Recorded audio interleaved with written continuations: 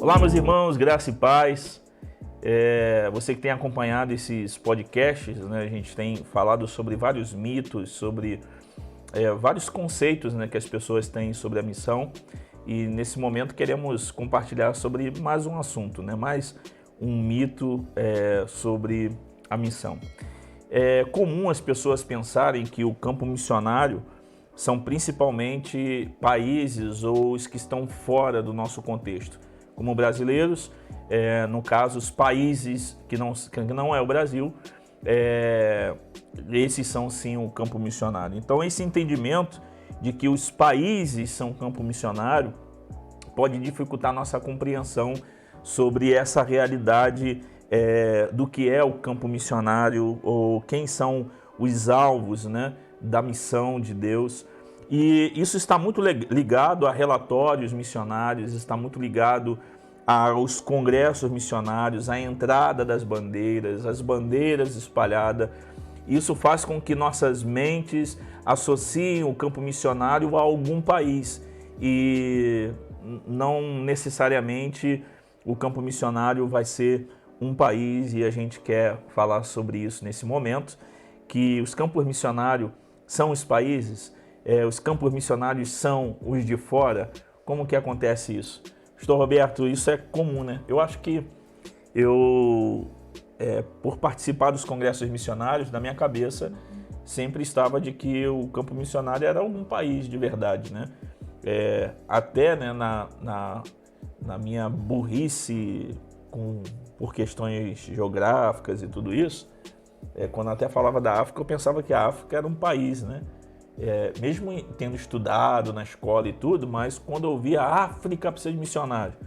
Só que quando tu olha para a África, tem os países, né, organizados, a quantidade de etnias que tem lá. Sim. E aí vai tendo uma compreensão melhor, né? Mas não sei se você teve essa dificuldade também desse entendimento, né, que o campo missionário possivelmente era só fora do Brasil e também países, né?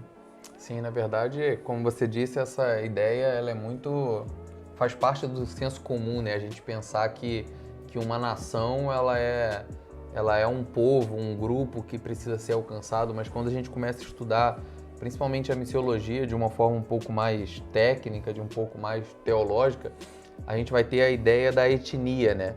É exatamente o termo que é usado nesses textos clássicos, né, de falar de alcançar as nações, alcançar os povos. A palavra usada no grego é etnia, né, é a ideia de etnia.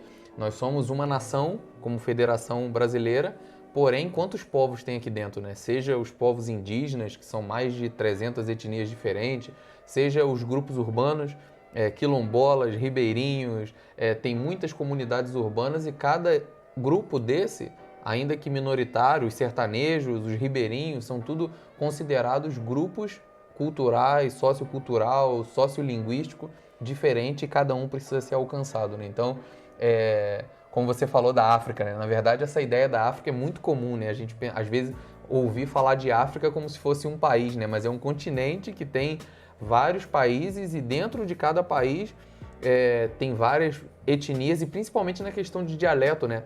Que na África tem muito disso. A nação tem uma língua oficial, às vezes francês, às vezes o inglês, porém os grupos pequenos, né? As etnias pequenas, às vezes, têm um dialeto que só 100 pessoas falam. E aí tem uma outra etnia que mais umas 300 pessoas falam, o que dificulta muito a questão de tradução de Bíblia, de plantação de igreja.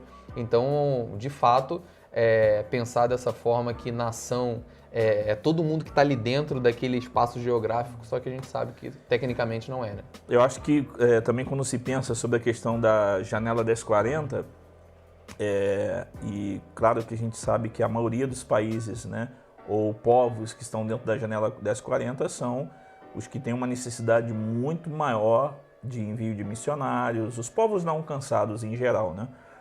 Só que não são só eles que são alvo e necessitam da proclamação do Evangelho. Então tem lugares, tem povos que não estão enganjados, que não têm crente suficiente, às vezes, para pregar e evangelizar eles mesmos. Claro. Então necessitam de missionários enviados para cooperar nessa cooperação e treinamentos também, né? Daqueles que estão ali. Então quando a gente olha assim, eles não são os únicos, né? Que precisam. E quando a gente tira da mente a ideia de que Deus, quando está falando de nações, de povos, que Ele não está falando de grupos organizados politicamente, quando o Apocalipse, né, fala dos povos que estarão diante do Cordeiro, são as etnias que estarão diante dele louvando em seus dialetos, clamando, glorificando ao Cordeiro de Deus. Mas quando Deus fala com Abraão, Deus fala nesse sentido, que ele abençoaria todas as etnias da terra. Isso pode ser uma etnia que tenha 100 pessoas nesse grupo étnico familiar. Então a maneira de pensar vai aumentando, né? Quando a gente vai pensando sobre etnias que ainda não ouviram o Evangelho, uma etnia com 200, 300 pessoas. Sim. É o alvo também da missão, né? Sim, é interessante esse ponto, porque durante muito tempo se pensou que os campos missionários que precisam de obreiros, né, de missionários, se tornou essa parte geográfica do mundo, né, que é o que a gente chama de janela 10x40, né, que seria uma parte da Ásia, da África, um pedacinho da Europa também é considerado ainda janela 10x40, porque na verdade os grupos mais resistentes ao Evangelho ficaram ali. Por que existem os grupos não alcançados, o que a gente chama de povos não alcançados? Porque no primeiro momento do avanço missionário, os povos mais receptivos ao Evangelho, eles foram sendo alcançados, né? Eles foram recebendo com mais tranquilidade, sem resistência, e os grupos que ficaram considerados como grupos não alcançados, existem questões políticas, questões religiosas, questões geográficas também, né? Muitos povos que hoje são considerados não alcançados são lugares que são difíceis até de acesso, como lugares da floresta amazônica, como lugares das tribos africanas, lugares que é de difícil acesso, tem questões políticas que dificultam, tem questões religiosas que dificultam. Então esses povos eles foram considerados, não só considerados, mas de fato eles não receberam o Evangelho, né? Só que a gente tem visto que perto de nós, por exemplo, trazendo para o Brasil, a gente tem grupos minoritários que são considerados não alcançados também, como os indígenas, os ribeirinhos, os sertanejos, ciganos, quilombolas. A gente tem os ricos dos mais ricos, tem os pobres dos mais pobres, tem um outro grupo também que é considerado pouco evangelizado, que são os surdos. Então a gente vê que existem grupos, né, culturais que eles não foram alcançados ainda pelo Evangelho e não necessariamente é uma nação, né? Os sertanejos não é uma nação formada, são pessoas que moram no sertão nordestino, nos estados do Nordeste, que estão em assentamentos, que estão em lugares rurais, que também precisam ser alcançados pelo Evangelho, né? Hoje tem também a janela verde, né? Sim. Que são os povos das florestas, né? Africanas, na própria Amazônia. Na Ásia. Que são, se não me engano, né, mais de 2.000 povos que estão dentro dessa janela verde que precisam ser alcançadas pelo Evangelho. Então, já que essa compreensão, né, porque quando a Bíblia fala, a gente não vai ler aqui todos os textos para a gente ser breve, né, mas quando Deus faz aliança com Abraão, ele já usa o termo etnia, né, e mostrando o propósito do Redentor, de que ele iria redimir todas as etnias da terra, né, todos os povos da terra. E a gente vai vendo o Salmo, como 67, versículo 2, Isaías 49, versículo 6, e sempre a ideia é de conhecê-lo, de adorá-lo, de servi-lo, de estar diante dele, de exaltar todas as nações, todos os povos. A ideia, né, dos Salmos é de que todas as etnias, que todos os povos o louvem, se rendam diante dele. Isaías fala muito sobre isso. E quando está dizendo isso, não está dizendo que os presidentes com suas repúblicas, federações, irão se curvar diante do Cordeiro, mas que as etnias se curvarão diante dele. Sim. Então, pensar em missão como país organizado, pensar em missão que só os da Janela 1040 necessitam da evangelização é um mito. Sim, é um mito e um equívoco, né? Sim, e até é perigoso pensar desse jeito, né? Porque se a gente for olhar para o Brasil, a gente pode falar que o Brasil é uma nação alcançada, com a sua porcentagem de cristão cada vez crescendo mais. Então a gente pode pensar, o Brasil é um país evangelizado, é um país que já tem uma proporção de evangélicos muito grande. De certa maneira, sim, se tratando de grandes centros urbanos, de cidades maiores, porém, ainda tem interiores, ainda tem a parte da Janela Verde aqui, da nossa Amazônia, que é muito necessária de evangelização, de envio de missionários. Essa parte do Nordeste, no sul do Brasil, ainda tem muitos lugares a serem alcançados. Então, a gente precisa desmistificar essa ideia de que a nação ela já foi alcançada, né? É interessante falar nisso, que teve uma vez que eu fui numa conferência de missões que o palestrante foi o Davi Botelho. E quando o pastor Davi Botelho ele chegou para ministrar, ele chegou com um rolo daquelas folhas que elas são destacadas, né? Que você vai virando assim. E ele estava com elas assim todas, sem destacar. E ele começou a abrir ela assim no meio do corredor da igreja. E foi abrindo, e sem falar nada. Ele abriu, aí saiu da igreja, chegou aí na calçada fora da igreja e ali estava o nome de vários povos não alcançados. Uma listagem gigantesca. Foi impactante aquilo para mim. Até hoje eu tenho aquela imagem daquele livro gigantesco com um monte de folha com o nome de todos os povos considerados não alcançados pelo Evangelho, né? Então a listagem é imensa, as gerações elas foram aumentando, né? Por que a gente fala hoje de Europa? A Europa tem lugares não alcançados na Europa. Ah, pastor, a Europa é um continente cristão, é um continente evangelizado, na verdade é considerado um continente pós-cristão, né? O secularismo entrou ali, Estados Unidos são lugares que precisa de novo de esforço Canadá. missionário, né? De que pessoas possam ir de novo para Espanha, Inglaterra e tantos lugares ali da Europa, Estados Unidos, Canadá. Então, na verdade, a ideia, o conceito é realmente alcançar povos, grupos que não foram evangelizados, né? Então, se você encontrar, ainda mais hoje com essa realidade dos refugiados, dentro do nosso Brasil hoje tem povos, né? Sim. Nós temos etnias que vieram para cá, né? Que estão aí. A gente tem um grupo de árabe forte no Brasil, tem uma igreja também que tem crescido muito, né? Uma igreja árabe com pessoas que têm se convertido a Cristo. Muitos africanos também, Muitos né? africanos, haitianos. Então, dentro do Brasil, uma vez eu estava falando com o pessoal, eles falam sobre a necessidade de ir, né? E eu dizia de que se nós não tomarmos a decisão de ir, Deus vai invadir as nações, levando os povos até a igreja, algumas vezes para vergonha, né? Porque o trabalho é de ir. E a gente precisa entender e ver. Hoje tem dentro do Brasil mesmo, no grandes centros como São Paulo, Rio de Janeiro, você vê os bolivianos, venezuelanos e indígenas nesses lugares, grupos grandes de indígenas que são etnias dentro do país, né, Brasil. E aqui só para pensar um pouquinho, porque eu acho que é importante, e os grandes pregadores de televisão, eles conseguem alcançar todas as nações, as etnias? Porque uma vez um mantenedor disse que não poderia me ajudar mais porque ia ajudar um pastor que estava na mídia e esse pastor estava chegando a muitas nações e ele achava que isso ia acelerar a volta de Jesus, né? E aí eu expliquei para ele de que esses programas de televisão, primeiro que era patrimônio pessoal do pastor e segundo de que ele não chega nos povos não alcançados em todos os lugares. Ele vai chegar nos lugares que são comerciais e aquilo gera mais renda, né, para esses programas de televisão.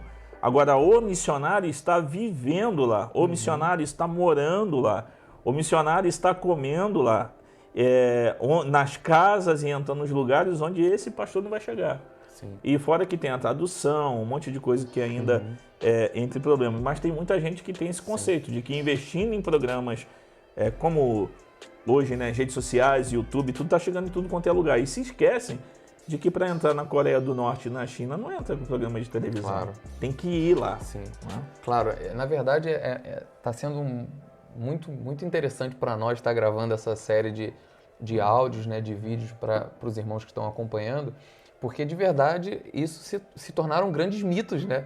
Na história de missões da nossa nação, da igreja brasileira. Nós vemos que tem alguns temas que se tornaram mitos e que foram passando de geração em geração para a igreja brasileira, que as pessoas começaram a crer nessas coisas.